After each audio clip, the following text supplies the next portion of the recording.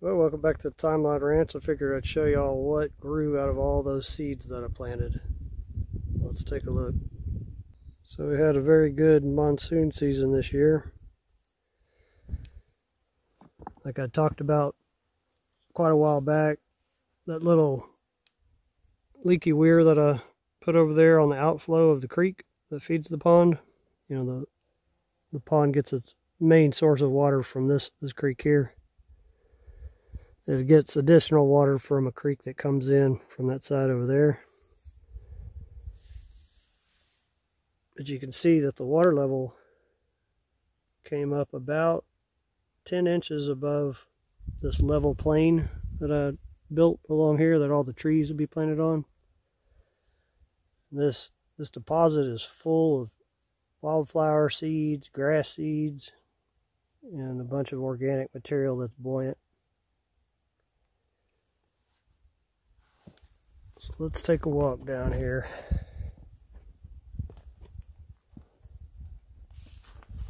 So as you know, this is an experiment to see what would grow on its own, because I do not live here. I get about 3.5 weeks a year to come out here and do work on the ranch. So unfortunately, the little baby moringa that I planted, I don't believe it made it through that dry spell before it started raining again. Didn't have enough energy stored up to make it. So that one's a loss. Of these 3 newer pecan trees that I planted, this one's doing as good as the one that I planted first did at first. You know, it takes a little while to get it established once you've transplanted it. It's definitely hanging in there. So this one's alive.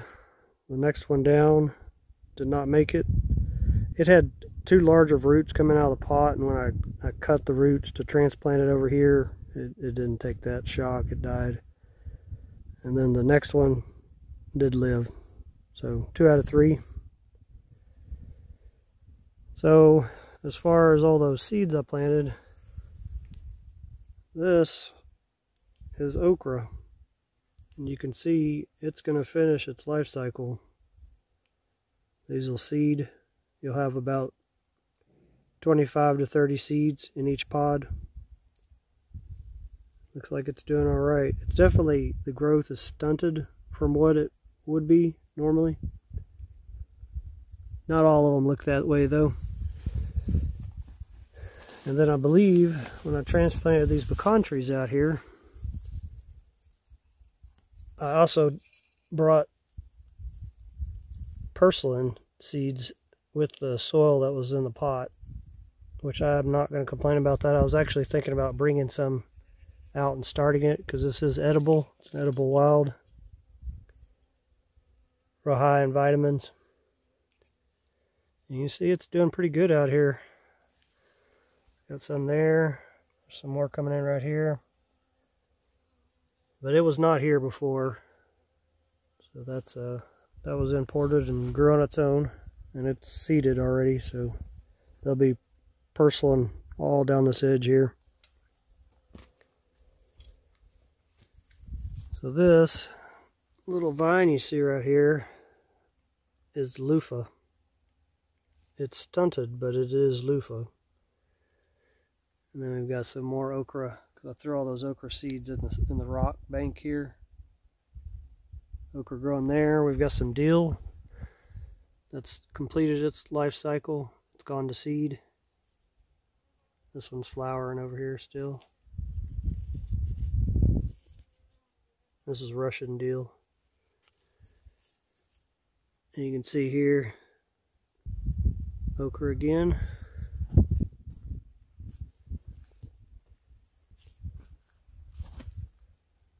Another okra.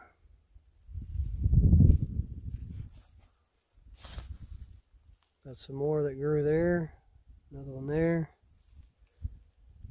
Again, right here where I planted this tree, you can see that red stem. That's purslane down there.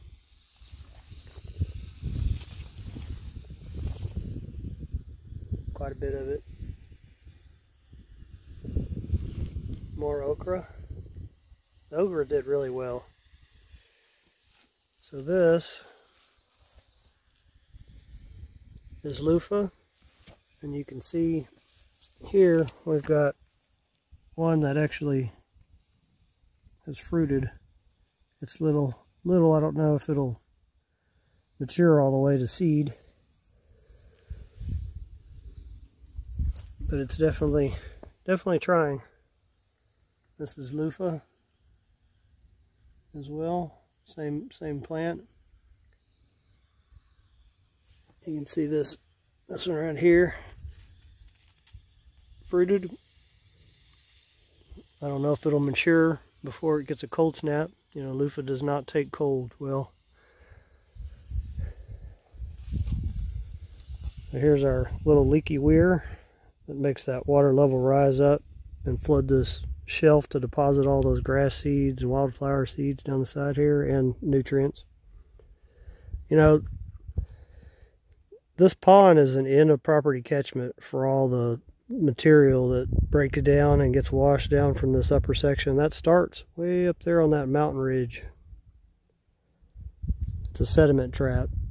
You know, every acre out here, depending on the soil, you know, the soil varies from area to area, but you lose about 1 yard per inch of rain, and that adds up. So that's going to eventually make it down and get deposited behind this dam, leaky weir dam that I made here. I'm going to put another one a little further up from that one to kind of slow it down. So that's dumping in here, losing its momentum, and then I'm slowing it down even more with this little leaky weir right here. It's little, you know, this isn't very big. This is, you can see my boot here. That's all it takes, slow it down. I pulled up, these are salt cedars. I pulled all these up. They're an invasive species. The wildlife doesn't benefit very much from them, and they will just choke out everything else that tries to grow in here. I would rather have the native wildflowers and, you know, herbs and okra and everything that I've planted to make it. And then when we get the shade from these pecan trees later, that'll help everything get established good. The grass will lock all this soil in place where I don't have it moving around on me. Got some nice wild Bermuda grass. This locks it in real good, the soil. See the roots coming off of it. All the little damselflies.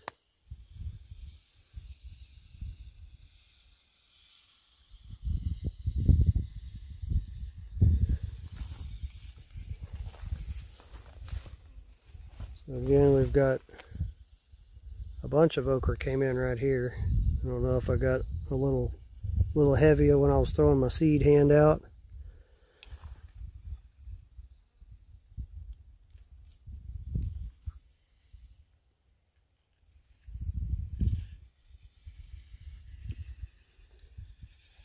Yeah, it's pretty thick through here. There's probably 25 plants in this little area right here. There's the salt cedar. I need to open this fence up so I can get in there and pull those out. I also want to take off those little suckers that are coming out of the bottom of the pecan tree. And I want it to grow up.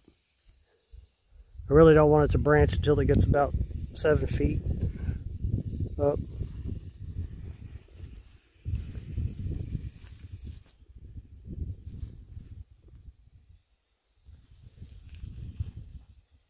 Over here, we've got sugar melon. It's getting there. Looks like something tried to chew on it right there.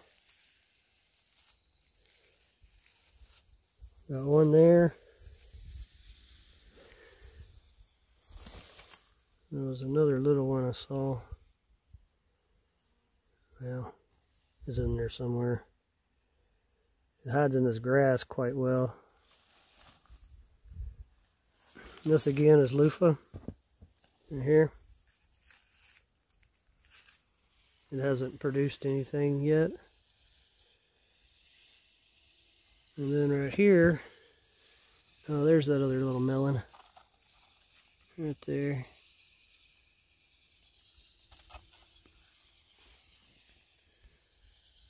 It may do something, you know, that once I put that barbed wire up here on this fence line, it's going to grab a hold of that and take off. Be real happy. Got some more okra there. You can see this one that hasn't been disturbed. You know, all this soil was brought in when I built this up that last time, so it hasn't had a chance to get established. But this that hasn't been disturbed, looking real nice and thick. I brought my weed eater. I think I'm going to knock it down.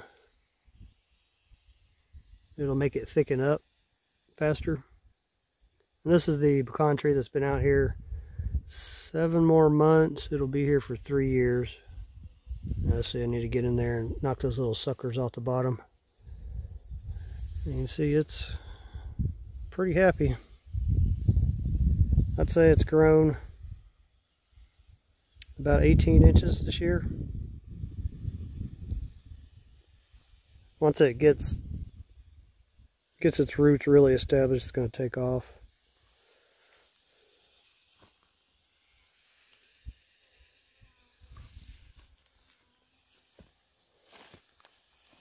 A little further down, this was cantaloupe, and you can see by this cantaloupe here, it completed its life cycle. There's full of seeds down in there. So I'll let them just naturally fall out and disperse. When this floods again, you know, the water level comes up to about right here. All these seeds are buoyant. They'll float all over out here.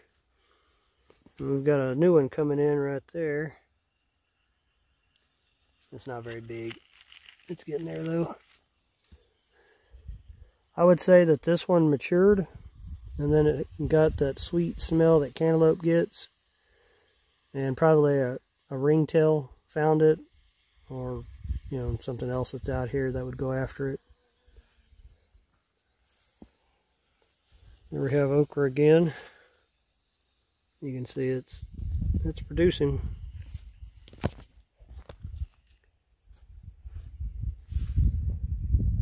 Down that way, not a whole lot came up. I'm gonna walk over there real quick. This is that area that I need to build that little embankment up again. That's just why I stockpiled all this rock right here.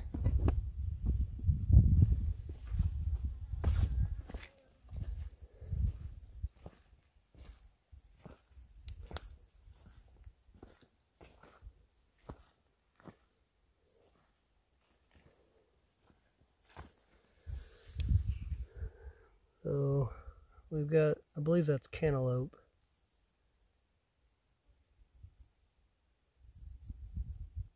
We'll see if it does anything. And we've got a couple more right here. Cantaloupe again. Another cantaloupe.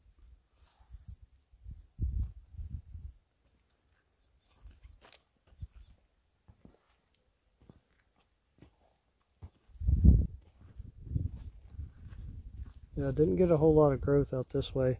You know, I didn't put any. These are them salt cedars. Don't want them getting started any more than they already try.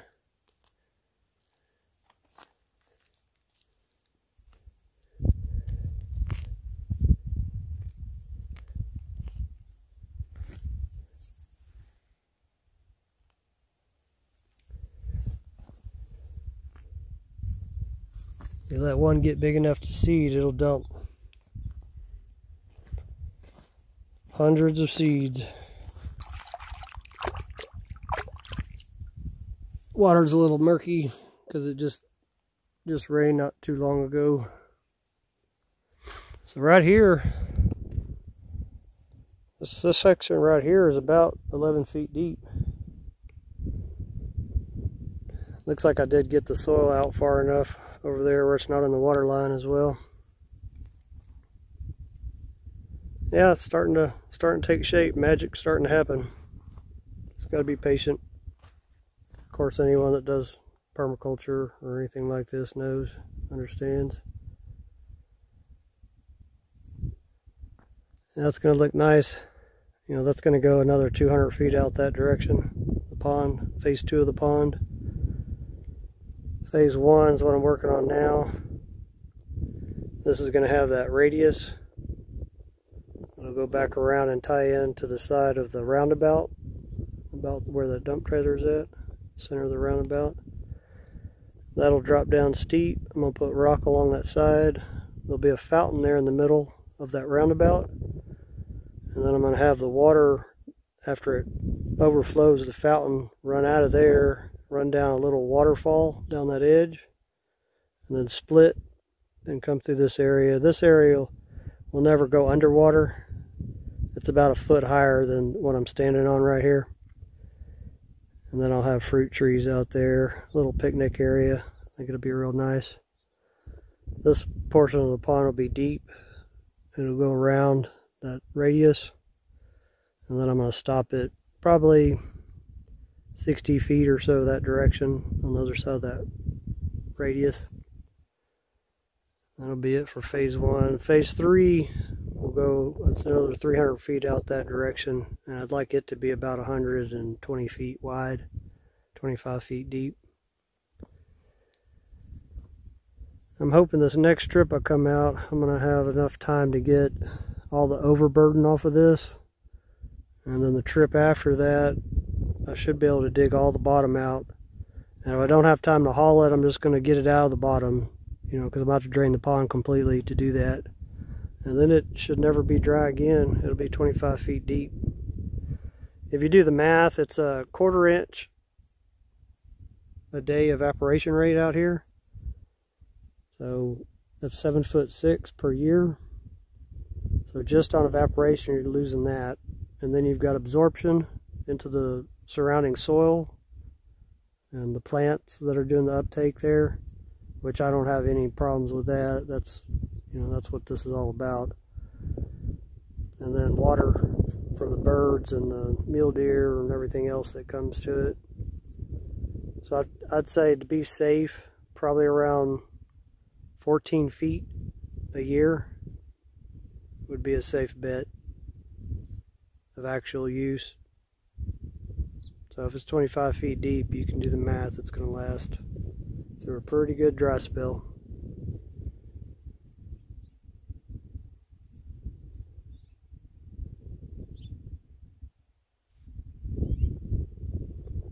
Starting to come together, that's for sure.